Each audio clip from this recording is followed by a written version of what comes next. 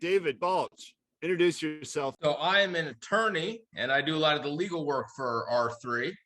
But my main passion is helping the homeless. I am the executive director of a not-for-profit called Closer Walk. And I'm down in Salinas' Chinatown, which is where all the tents are and a lot of the services are. And we just provide hospitality and develop community for the homeless folks. We have dinners, prayer services. And we had 80 folks for a barbecue on Saturday night. Dave Dove was there for praise and worship, and his church crew was down there. And so we're just, my goal and my emphasis is building community among the homeless and between the homeless and the folks in the churches, you know, getting folks out of the pews and down and making some new friends. The most formative moment of my life happened 12 and a half years ago in August of 2009. My 4.5-year-old son was killed by a drunk driver.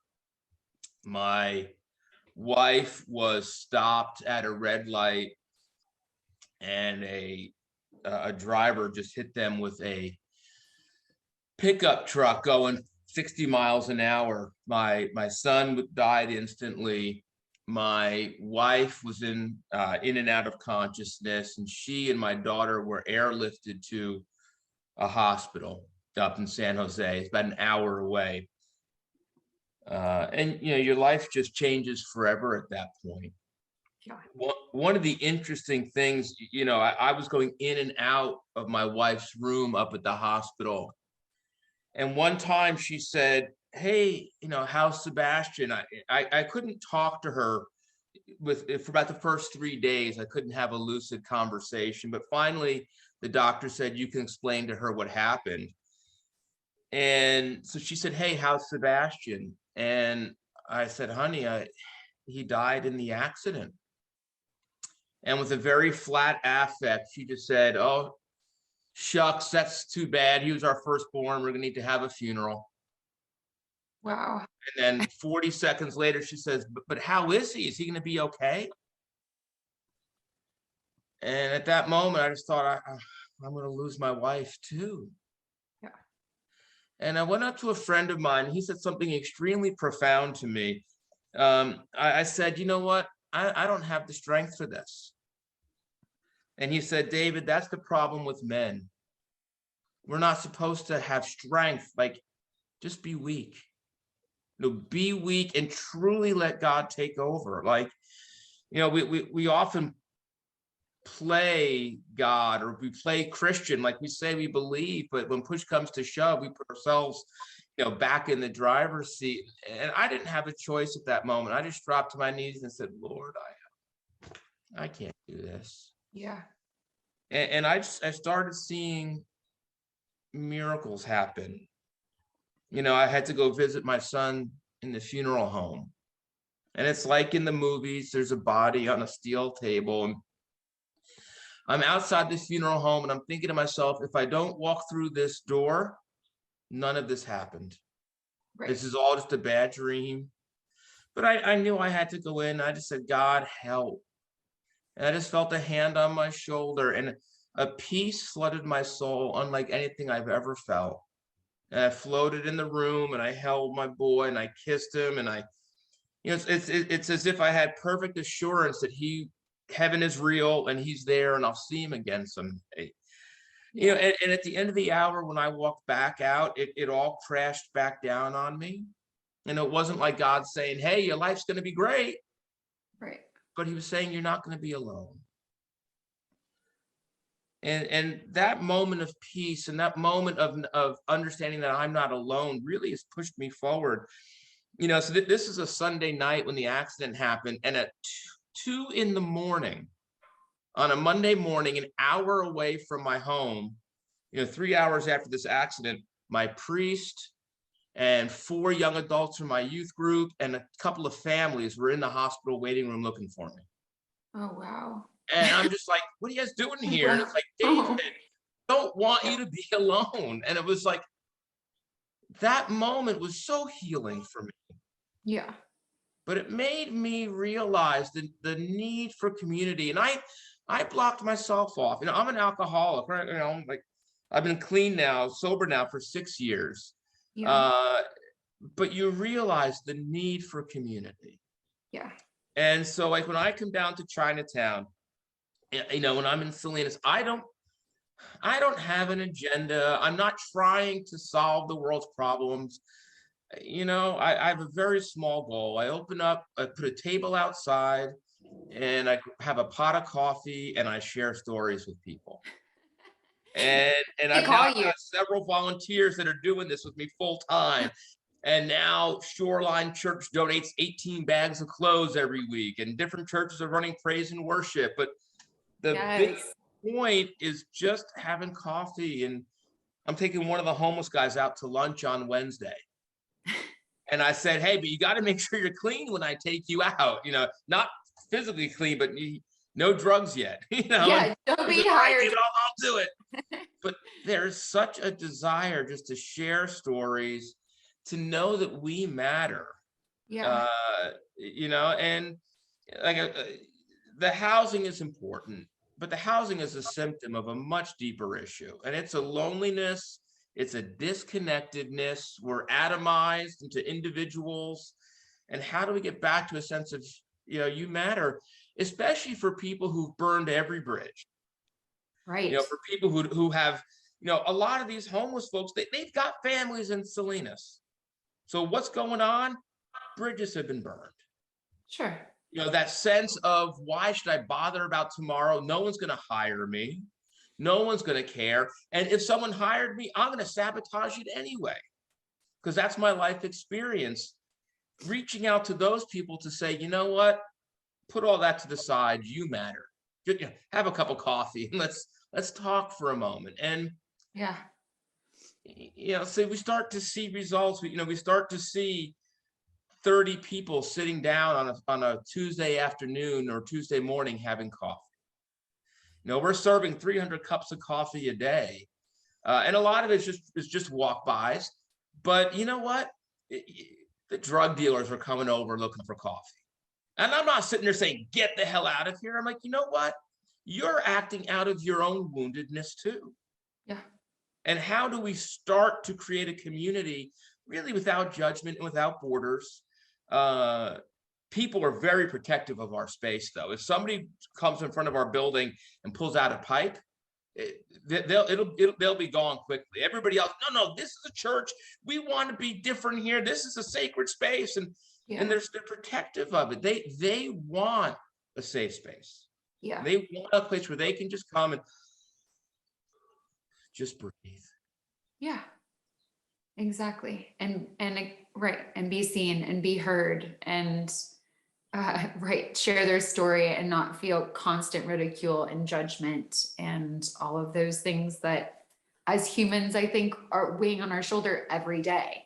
Yeah. Right. That, yeah, I'm so sorry for your loss, by the way. Thank you for sharing. You're welcome. Yeah. It's, my daughter, who's 2 years old, she's now 14 and a half. And, How is she? she was actually okay right after the accident. I went into the hospital and she was up in the medevac, and the little 2-year-old girl had a big neck brace on, just crying, "Daddy, Daddy, I want you." And it's like, those moments are burned into your brain. Sure. And all of our children, my wife and I can't have children of our own. So we became foster parents in Salinas, and then we've adopted all of our children out of the foster system. So one of the things I had to do after my son died was to call his birth father. Yeah. And just say, and now he's reliving a tragedy, because the birth father, he'd lost his son twice now. And it's like so many ripples of pain. But there's also moments of grace. And when you let that in, when people understand that there is reconciliation, that there is peace. I was diagnosed with stage 3 cancer a couple of years ago, and it was since spread to my liver. And my first reaction, I was fundamentally at peace.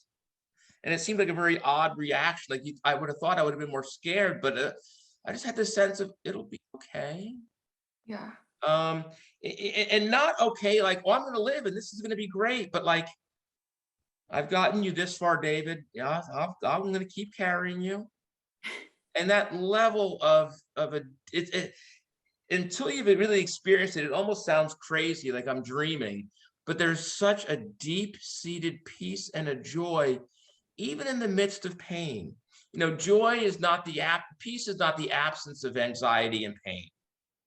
Peace is going through anxiety and pain, knowing that you're rooted in something so deep that you'll get through it. And you just know that from every fiber of your being. And like, how do we bring that out to the streets? Right. And No, right, not can you, I guess that's the wrong word, and I'm not meaning to cut you off, but right, like, are some people just born that way where you can see past it, or do you have the capabilities of you know, letting your faith in? Or yeah, when there's, I guess, when you're really, really, really just down, how do you give those words of encouragement? well, you know, one thing that's interesting is it's one thing to have encouragement, but at a certain point, you know, they also do need housing. And so Right. sit there and say, God loves you, God loves you. That's great, but am I moving forward? Yeah. And those tangible needs, food and clothing and companionship and housing, those are important too.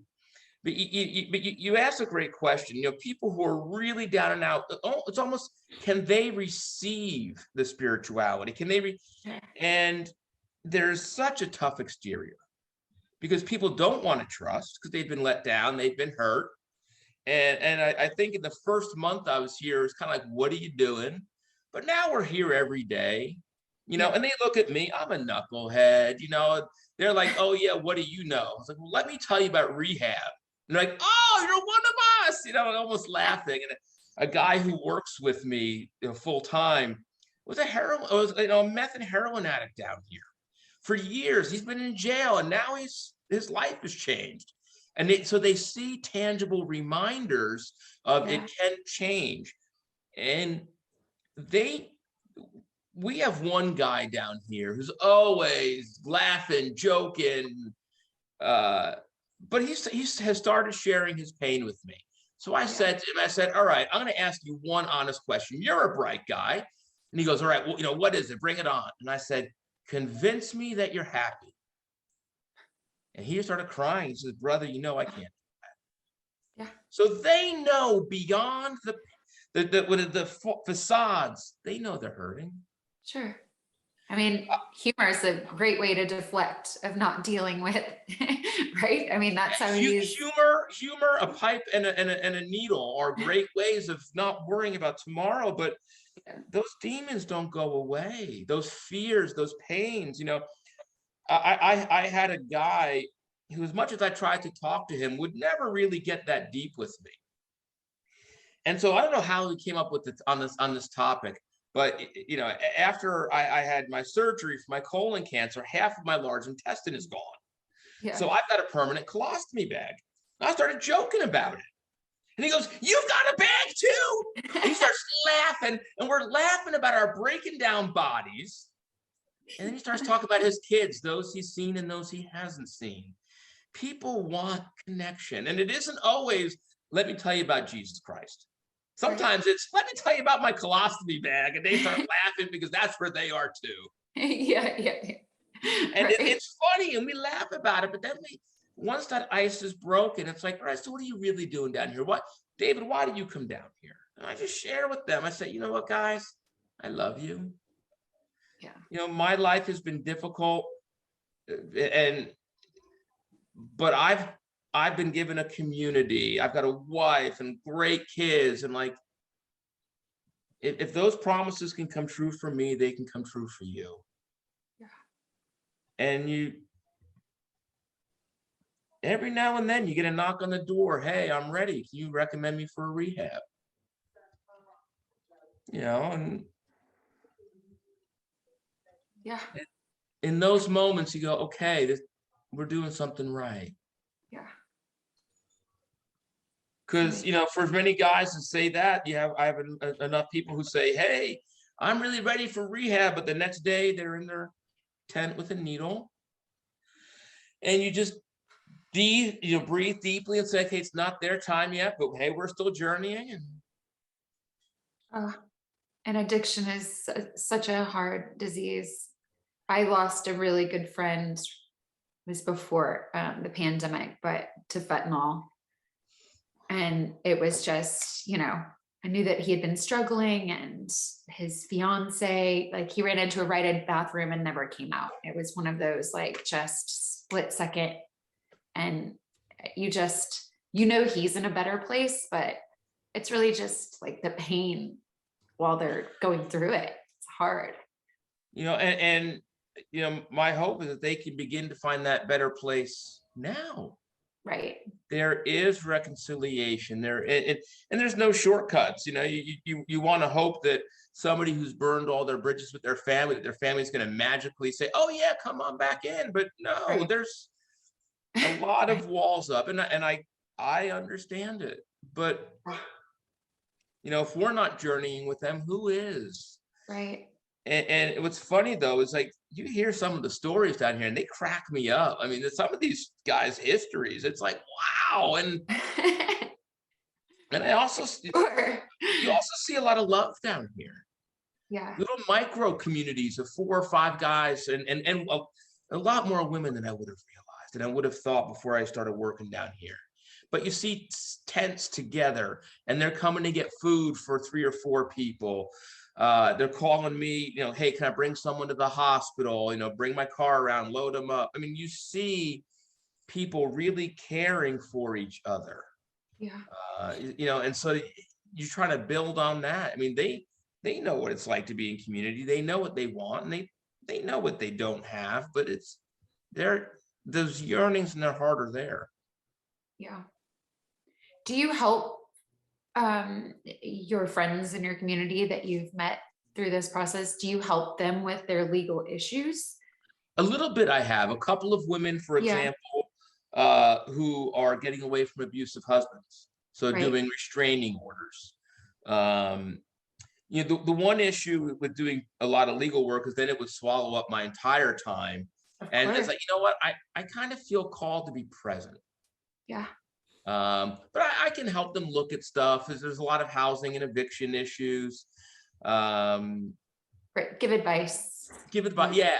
And I kept my law license active specifically for that reason. Right. And then there's some larger stuff where people are getting possessions stolen, and can I help with that? But I try to, once you get into an attorney-client relationship, that becomes a very formalized relationship, where you're no longer sort of doing the intimates, let's sit down and talk. They see you in a different direction. Of course. So I'm available, but I try not to do too much. Yeah. Just some counsel, some advice. Oh, yeah, they're always looking for advice. They're always, that's fun. Yeah. Wow. Touching on a very important aspect, we think of the homeless, and then of course, when we think of the homeless, we generally tend to think of those who are chronically long-term homeless, because that's what we see. But it's a much more complicated issue, and it's all on a continuum. And one of the people say, one of the things you'll hear a lot is they don't really want to change. And, there's layers to that, of course. But you're seeing someone at the end of a long and very, very, very traumatic journey, where they've experienced a lot of trauma and they've made a whole bunch of mistakes. And now they're, messed up at the end. A person in that place is going to have a long journey back. And, to survive, they've come to toxic, mindsets. But we need to look at it holistically and try to intervene. Like, one friend of mine described it like this: if you have people falling off a cliff, and if all you do is build a healthcare clinic at the bottom of the cliff, your options are going to be very limited. But if we can go upstream and put things in effect, put a guardrail off the cliff, and then stop the trend of people going there, you'll have much more options. So it's important to look at it holistically and try to go upstream and try to address it holistically. Like, we need to address those who are, chronically homeless, but we also need to get in there and provide opportunities to stop people from getting chronically homeless when they're at high risk. And studies show that simply being on the streets for 6 months significantly deteriorates mental health. Oh, And so everybody that we're working with, if they didn't come to the streets with a mental health issue, they're going to have it now. And so I think, Ted, you're exactly right. Yeah, and not to excuse behavior, but we need to understand it. And when you talk with people and you hear, a great example, somebody came over to get coffee a couple months ago, and he had a pipe out and he started cursing. We said, hey, you can't do that here. And he says, who the F do you think you are? You ain't nothing. And on and on and on. And finally, one of his friends dragged him away. And his friend came back up to me. He said, David, let me apologize for him. He was significantly abused when he was a little kid, became schizophrenic, and now he's a drug addict. He doesn't know what he's doing or saying. And you look at him and you see that little boy that's afraid of his dad entering a room. Mm-hmm. But the next day he came up to me and didn't come up and say, hey, yeah, I'm sorry for yesterday. Yeah, we're good, right? He came up and said, hey, I need to talk to you. I am so sorry for what I did. And you could tell that he wanted to be in community. Mm-hmm. He doesn't know how to express it. He has so much pain and rage and anger and fear and trauma and death. Mm-hmm. Now, is he choosing that drug each day? In some sense, yes. But in some sense, do I blame him? If you don't see hope for tomorrow, who cares about today? Let's just do whatever we want to do to have fun. And as a society, we're saying, hey, take this housing. But housing isn't the primary need. Hope and reconciliation and recovery and a sense of purpose and a sense of longing. That's got to precede everything. And I think when Eric was talking about R3 and the wraparound services, and you're not going to take somebody who's in a tent and put them in an R3 tiny home. What you're going to do is you're going to take somebody who's in transitional housing and they're going to go into a tiny home. And then somebody from an overnight shelter goes into transitional housing. Then somebody from the tent goes into overnight housing. And it's a laddering effect. But if we're not dealing with the people in the tents, we're never going to get them the self-courage they need even to do overnight housing. Mm-hmm. Because to do overnight housing requires something. It requires hope. It requires trust. When we sit there and say, hey, here are the steps. Do you trust me? Do you trust us? Do you trust God? Whatever it is, that these steps can come true. Mm-hmm. Because if I try to share with you what the journey looks like and you don't believe that the journey is possible, why would you take the first step? And so the building of trust with the people at the bottom rung is just as critical as getting the people from the transitional housing into the tiny homes. And one thing that does do is you get the people in the tents and you say, look, 3 or 4 steps ahead of you, those promises are coming true. And in a couple of years, that's gonna be you. Mm-hmm. And I tell them, when you get your key, I wanna be the one to hand you the key to that apartment, knowing that we've been journeying. And it's not just here are 4 walls, but you can look at it and go, I'm worth this. Mm-hmm. That's the goal. Do you find that you made a good point about talking about purpose? And I find even in my own life journey that it's sometimes easier, or a lot of times easier, just because it's my personality, to help others before you help yourself. And do you find that within these communities, with the homeless, that it's that they are more concerned clearly with their friends, just the way that the gentleman came in and apologized for his friend. They see it for other people, but it's just hard to see what they can accomplish or what they can have. Yes, I do think sometimes it's easier to see it for other people.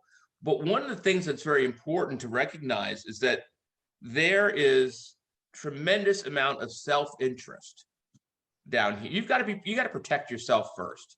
You know, someone comes over and grabs a lunch, and while he's gone, something gets stolen out of his tent. Yeah. People are always looking over their back, Sure. always looking over their shoulder, what's going on. And so there is almost by default a me first. And so I kind of get the sense, I can tell when people are ready for a journey, when they sit there and say, what can I do to help? You need me to move chairs out for the dinner, set up tables. And they've gotten beyond that almost fight or flight mode. Sure. You know, because that sense of Survival. one or the other. Yeah. And when it's like you step out and go, wait a minute. There's an echo of what it means to love others, to serve others, to be human with others. And they say, hey, how do I help? Yeah. You know, you can see that their mindset is just shifting. And that's when you go, okay, they are beginning to change. Yeah. And they might fall right back into that self-preservation mindset, but you never fully can go back there. Now, if nothing else, I'm going to call on you to help. Hey, I've seen you do it. I need more help. And right. It's been surprising to me how much the folks have wanted to help. Can we mop your floors? Can we help you clean up? They want to be a part of something. And tapping into that protective mode again just gets them beyond themselves. And I think that is where the purpose comes in, parts bigger than I am, and it just recalibrates, I think, the way that they're looking at their day and moving forward. And so you have, like, where you are right now is your office. Is that what you said? You have a place where they can come? Yes, 1,500 square foot building with a great parking lot next to it. So we do some outdoor stuff, indoor stuff. I do my legal work here. I've got my desk and computer set up. We do some Bible studies. We do some prayer groups. Nice. Our clothing closets here, and they Is that where you're at right now? I'm here right now. Oh, okay, great. That's awesome. And that's where you have your Tuesday coffees? Is it only on Tuesdays? No, it's Tuesday through Saturday. Okay. That's great. I love that. Yeah, it's really cool. Yeah, hopefully I can take some video for you when we're open tomorrow, but I'd love to have you come down. If you're ever driving up to San Francisco, come on over. And I plan on it. Yeah. I mean, soon, in the next few weeks, right, Ted? We're definitely trying to figure out what dates those are in early April. Hopefully the prison will be open up and we can visit Soledad and come visit. Yeah, I'd love that. San Benito, the tiny home village, and then go see Closer Walk. And I got other places too. I want us to go to Oakland and see the Lau family community development in their facility and the potential tiny home village site. There's lots of places I want to take you. So yeah. And I'm gonna have to leave in a few moments, Tracy. I've got a lunch with a pastor who's starting some Bible studies down here, so we're trying to get on the calendar. And yes, and thank you again for your time. It's just been an absolute pleasure, and thank you for your honesty and transparency and sharing your journey. And I really look forward to seeing you in person. Yeah, me too. And thank you for helping out tell this story. I really appreciate it. This is awesome. Thank you, Ted, for setting it up. All right. Sounds all right. good. Have a good one. David, what's your website if somebody wants to find out more about you? Oh, it's closerwalk.org. Closerwalk.org. Great URL. Yeah, there you go. Took me 20 years to get that URL. Yeah. So I first started trying to buy it 20 years ago and the guy wouldn't sell it.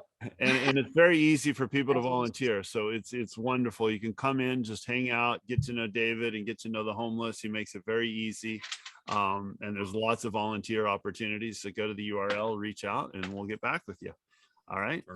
Thank you so much. God bless you all. Bless you too. Thank you.